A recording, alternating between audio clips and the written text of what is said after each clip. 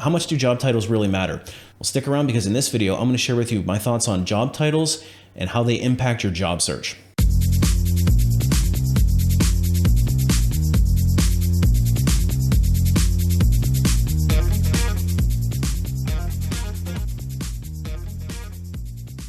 Hey everybody, it's Brian from A Life After Layoff, and today I want to share with you my thoughts on job titles and how they impact your career and your job search. And as a corporate recruiter with over 20 years of experience interviewing and hiring thousands of people into some of the world's largest and most well-known companies, including FANG, I do know a thing or two about job titles and how they impact the job search. But before we get too far into it, if you're interested in more videos just like this one directly from a corporate recruiter, I would encourage you to hit that subscribe button so that you don't miss any future posts. Furthermore, the YouTube algorithm heavily favors engagement and thumbs up and comments. So if you are liking this content and you want to give me a thumbs up, it would be greatly appreciated because it really does help me get in front of a broader audience. So I came across an article that apparently Apple has a policy where if you leave the company, they erase your employment data and they replace your job title with a generic associate. And I guess it doesn't matter what level you are, whether you're a director or you're truly an associate, everybody gets erased and everybody is called an associate to the outside world. And I want to talk about why that's important and the impact for you, the job seeker, things that you should be aware of if you're deciding to change titles. So in most companies, there are different levels and they're usually tied to job titles and then also the salary band. So as you move through an organization and you move up in rank through the level, you usually get a bigger title and you get bigger compensation packages. So let's use tech for an example. If you come in as an L4, you're usually entry level. That's usually straight out of college or maybe 1 to 2 years of experience. It's usually an entry level or an associate software developer. As you move through the skill set, usually 1 to 3 years, you would move into or be promoted into an L5 role, which would then make you a software engineer, just kind of a standard software engineer. And as you continue to move through that band, and the salary range expands significantly once you get to an L5, and most individual contributors are L5s at big tech firms. As you move into L6, then that becomes more of a lead. Your title would change to like a lead or a senior software engineer or a lead software engineer or a principal software engineer. But those titles really do mean a lot on the open market. And the reason why this is significant is that in widely used databases that companies refer to for verification of employment information or job information, Apple apparently is changing the job titles for every employee. No matter if you're a PhD in computer science, you're the most senior levels of the organization, or an L7 or even above, or just an L4, an associate, doesn't matter which one it is, your title is changed to associate, and the company actually confirms this. What is happening is when companies are going off and verifying this employment and you come back as an associate, it's actually affecting your ability to get a job, to qualify for certain wage ranges at other companies because you're coming back as just an associate. So if you came out and you said I was a principal engineer and they check and verify your employment, and it comes back that you were an associate engineer, and that's considered a falsification of your resume, and that's a several step jump. If you're going from L4 up to an L6 or even an L7, can be a significant thing, and that could actually cost you an offer, and it could certainly cost you dollars. People have asked me, do they even check this stuff? And the answer is yes, especially in big companies, especially in big tech firms. They go through a pretty rigorous background check where they'll utilize a company like Equifax or LexisNexis to go off and verify all of these things. And so they'll call up these hotlines essentially set up by these companies, and they will verify all of that data, all the data that they can legally check on. And the title associate is usually assigned to a very junior person. So you can see why that would be a big issue. So that could potentially delay your hiring. It could potentially impact your ability to even get the job. They could potentially rescind the offer because they might think that you're falsifying your resume. And it could cost you dollars as far as the offer is concerned. They might actually go in and change the offer and offer you less because they're basing it off of a different title. So I'm really not sure why Apple does this. I don't know if it's a punitive thing or a vindictive thing. And apparently they've been doing this for years. It says Apple spokesman Josh Rosenstock confirmed that for years, Apple has been changing the titles of its former employee to associate.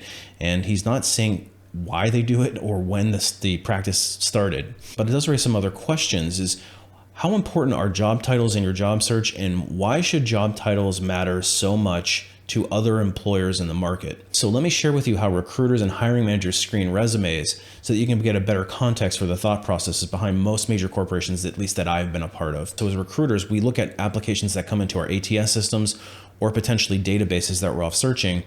And the first thing that we're looking for is the job title. And so we're trying to match the job titles as closely to the level of role that we're recruiting for. So if I'm recruiting for a senior manager of software development and you come back as an associate software developer, your job titles, then I'm automatically not going to consider you for that role, even though maybe your experience matches what I'm looking for, because the job titles don't match.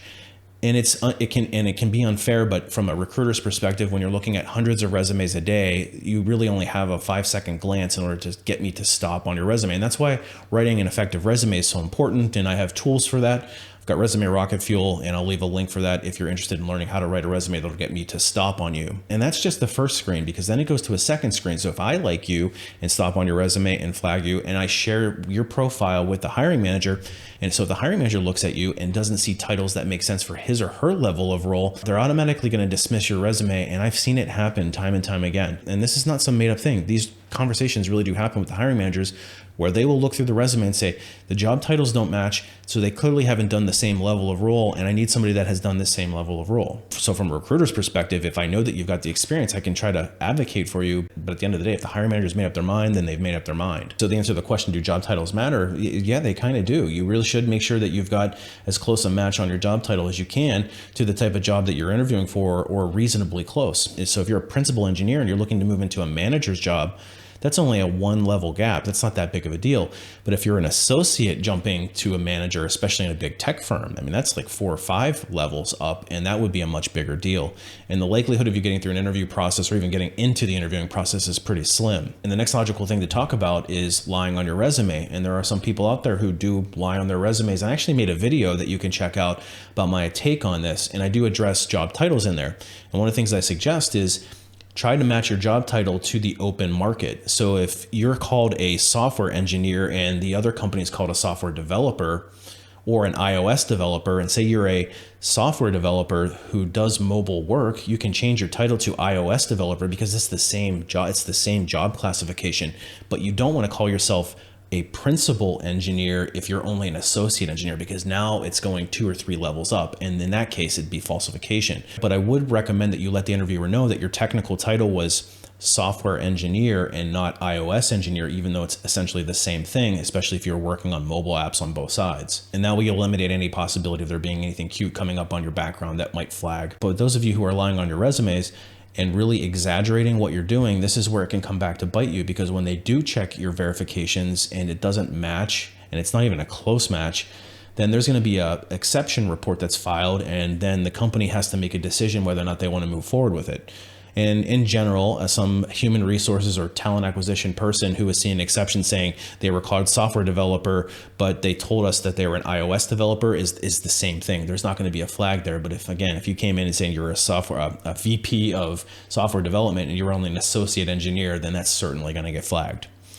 So be careful with how you change your job titles, but the job title really can impact your ability to get the next job, because again, we are looking for certain job titles in the open market. And so if you work for Apple and you are a principal engineer who was looking for a manager of engineering, which would be the next logical step for you, and they're pulling an associate engineer, it could actually impact your ability to move beyond that role. And essentially it invalidates having an alpha tech company on your resume, right?